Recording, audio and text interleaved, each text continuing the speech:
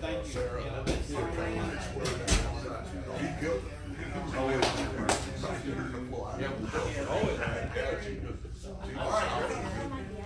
All right. It is 10 o'clock. Yeah. So let's call this to order. Roll call. Commissioner Wilkinson. Present. Commissioner Mullins. Aye. Commissioner Gallagher. Commissioner Gallagher is absent. They've had a family illness, so he will not be present. So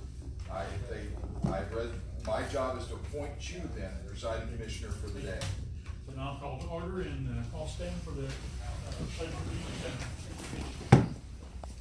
of allegiance. To the flag of the United States of America, to the republic for which it stands, one nation, under God, indivisible, with liberty and justice for all.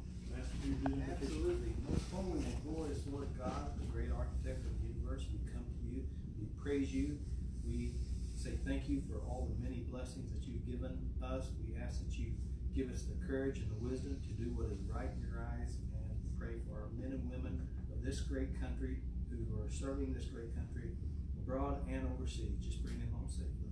It's in Christ's name we pray. Amen. Yeah, we started consent. I'm going to apologize ahead of time because I won't run this probably as good as Harold, and there's no projection, so we'll get through this. It's not a very good meeting, a very long meeting. The first item is the consent agenda, which is the approval of minutes of June 4th, the monthly report public administrator, and monthly report recorder of deeds. Can I get a motion to accept the consent agenda as printed? Absolutely. I move that we approve the consent agenda. Okay, Second. I'll second that motion. Then I'll ask if there's any question. If not, all in favor say aye. Aye.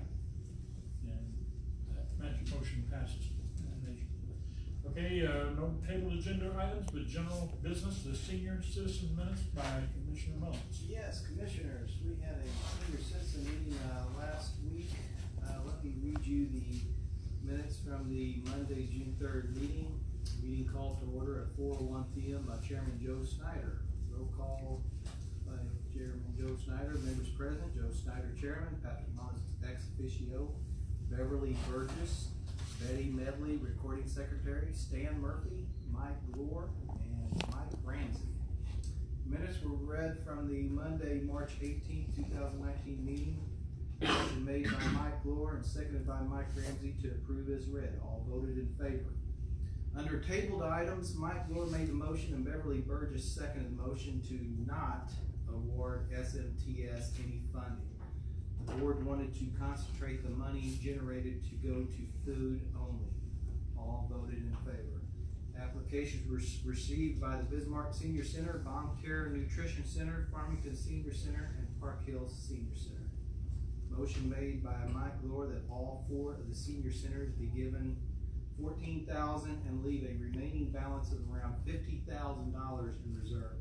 The motion was seconded by Mike Ramsey. All voted in favor.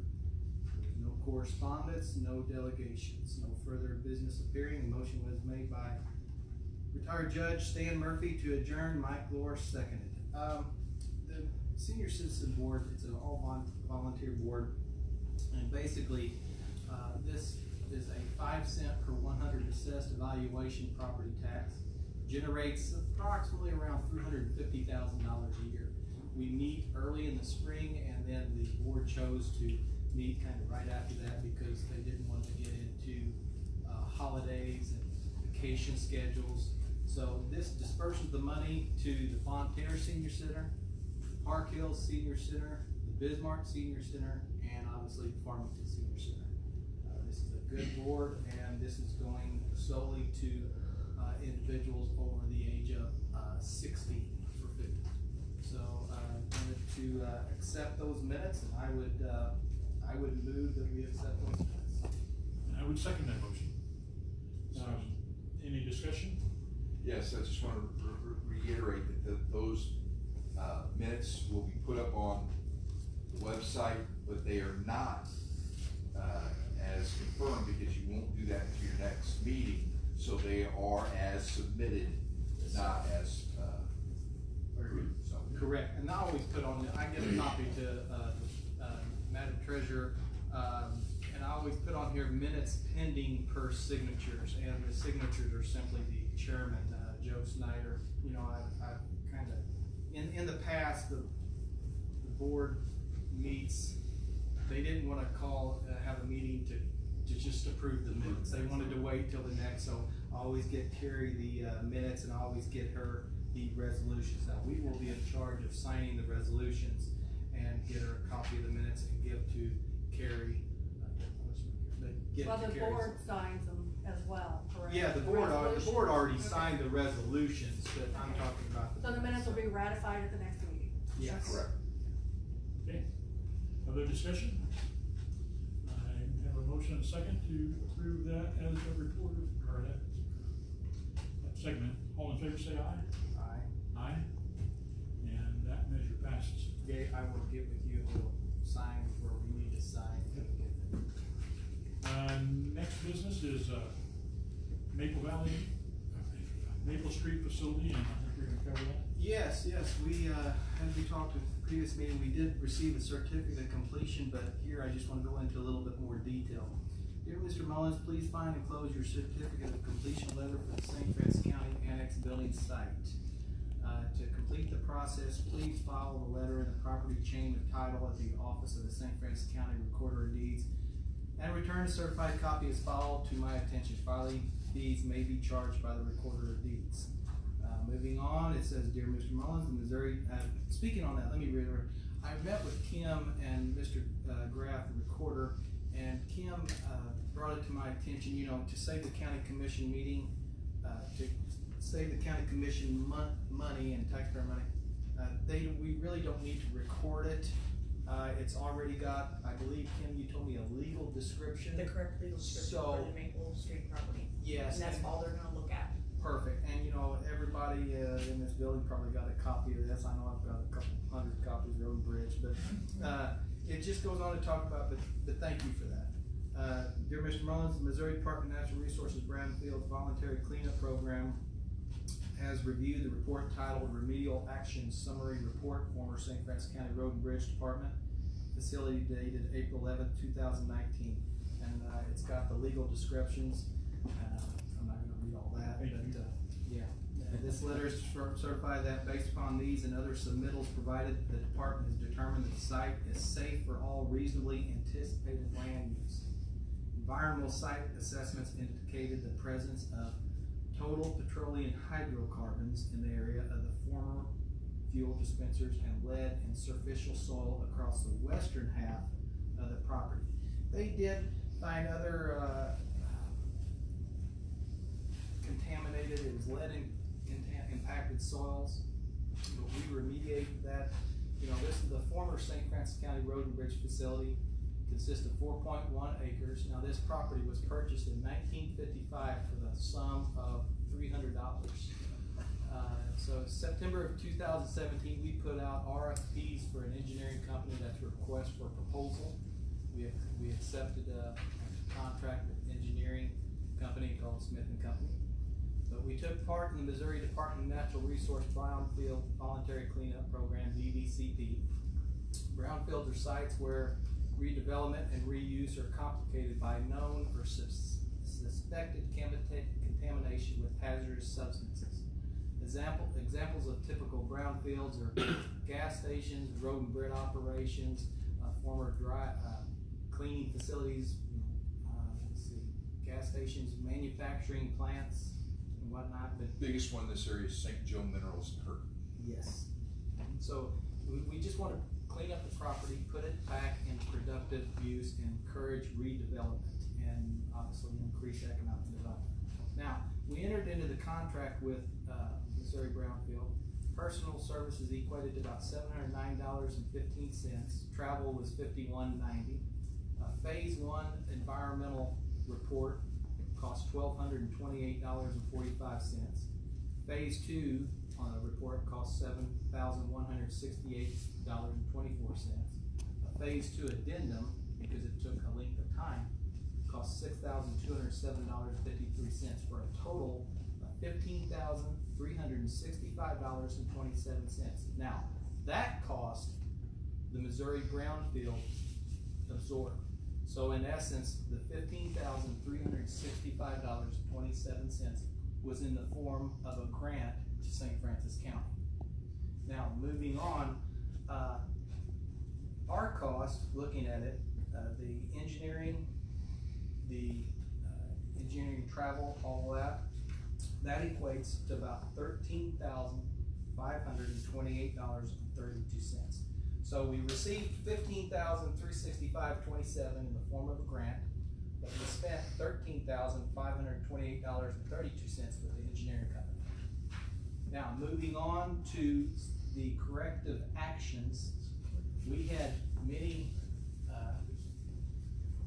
estimates.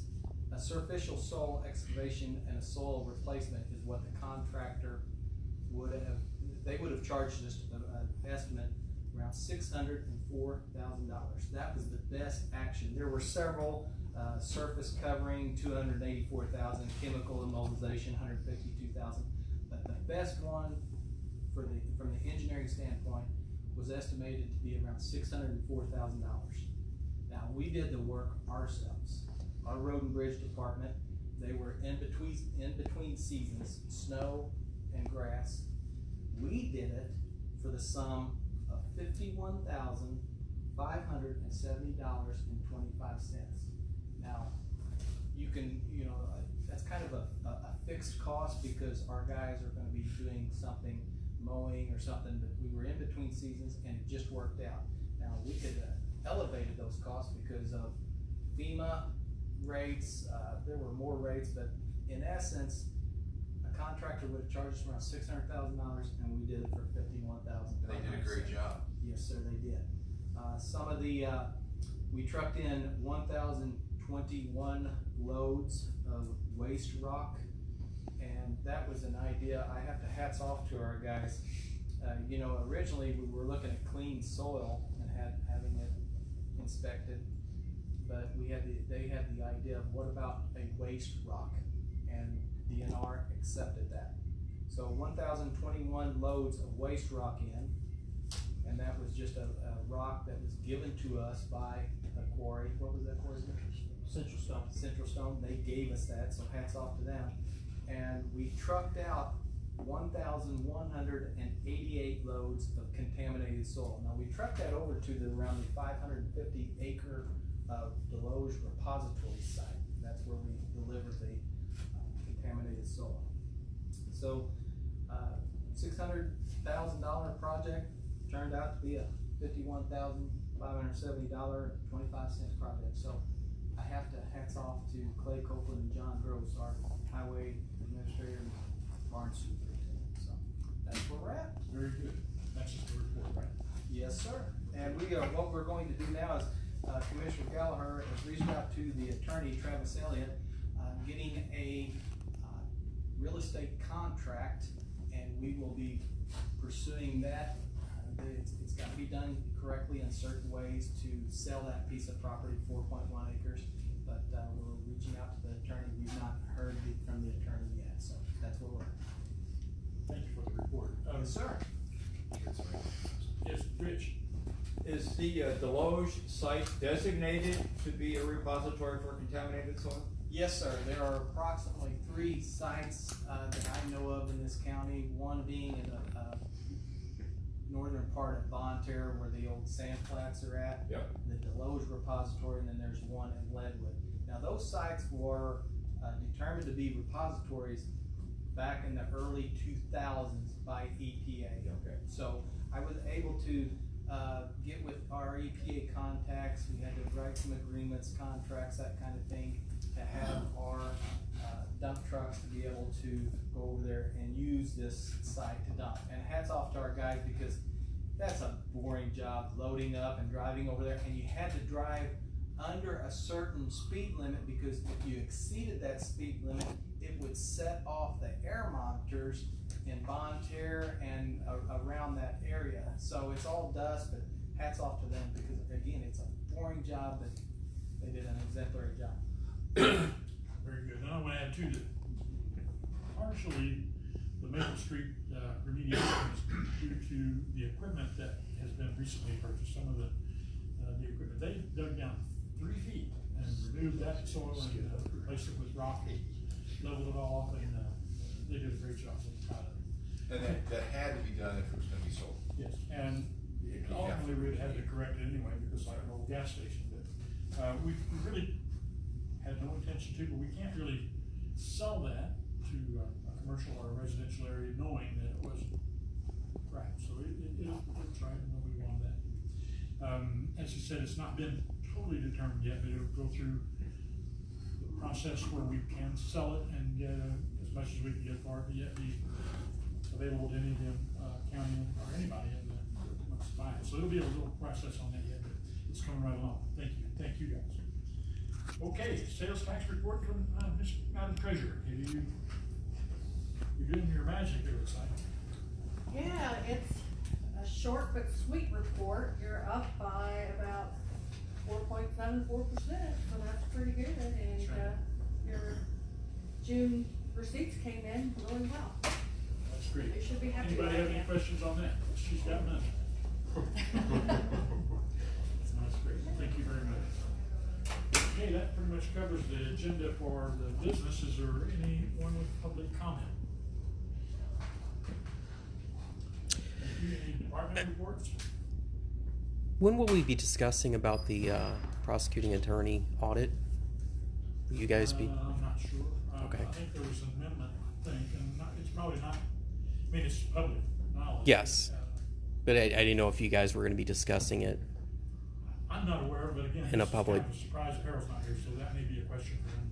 The commission was asked to respond to it, and We did. you have responded to it and addressed typically you make the auditor makes their public findings and the commission responds, but they gave them an opportunity to respond prior to their findings, so what their action plan was gonna be, so I don't know if Harold's gonna address that. This just happened, he called me. Well, you should address the taxpayers of the county, and you guys should. Sorry, what'd you say? You guys should address the taxpayers of the county of what you guys are going to be implementing. Yeah, I think it's as far as policy. He gives a recap of what responses they've had and what they've done to try to answer any concerns of the auditor. Okay. Okay. Any other department reports? Okay, can I get a motion to adjourn? And I'll second the motion. All in favor say aye. Aye. Thank you very much.